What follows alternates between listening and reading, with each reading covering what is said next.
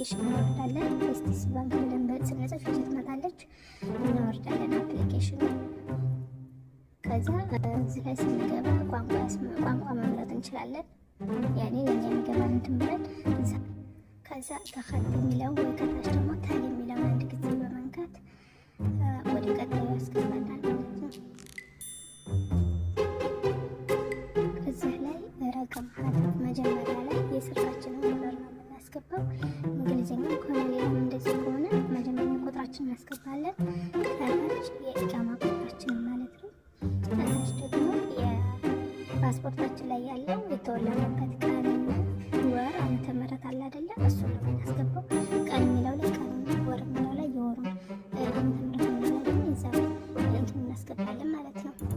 ከዛች በአራት ማዕዘን ያለችውን እንደዚህ እንነካት። ከሞላን በኋላ ይህንን ሞልተን ከጨረስን በኋላ እችን ጊዜ እንነካታለን። ከዛ ስትበራለን አንዴ እንነካለን። በእንግሊዝኛ ሆነ ብቻ ከታችን ልስነካ እንዲሆኑ ይከፍትልናል። እዚህ ላይ ያስገባነው ስልክ ቁጥር ላይ የሚመጣልን ኮድ አለ ከላይ፣ እሱን በማስገባት ወደ ቀጣዩ እንሄዳለን።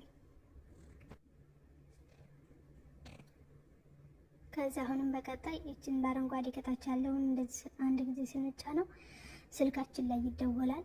ስልካችን ላይ ተደውሎ ይሄንን ቁጥር ተጫነው ሲለን እንደዚህ ሲደወልልን ላውድ እናደርገዋለን አንስተን።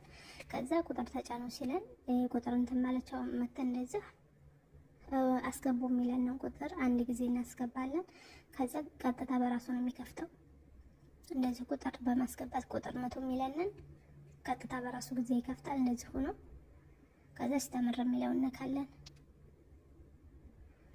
እዚህ ላይ ደግሞ ኮድ ያስገቡን የሚለው ከስም ከቁጥር የሆኑ ኮዶችን በዛ አድርጋችሁ ቀዊ የሆነን እንትን አስገቡን የሚለን እዚህ ላይ ኮድ እናስገባለን። ስማችንን ቁጥር እንደዚህ ሩመዝ አለ አይደል? እንደዛ አድርገን ማንረሳ የሆነ ኮድ እናስገባለን። ከዛ አስገብተን ስንጨርስ አሁንም እስተምር እንለዋለን። እዚህ ላይ እርግጠኛውን አሁን የጻፍነውን ኮድ ራሱን ደግማችሁ አስገቡን የሚለን ድጋሚ እንመታለታለን። ከዛ እርግጠኛ ከሆነ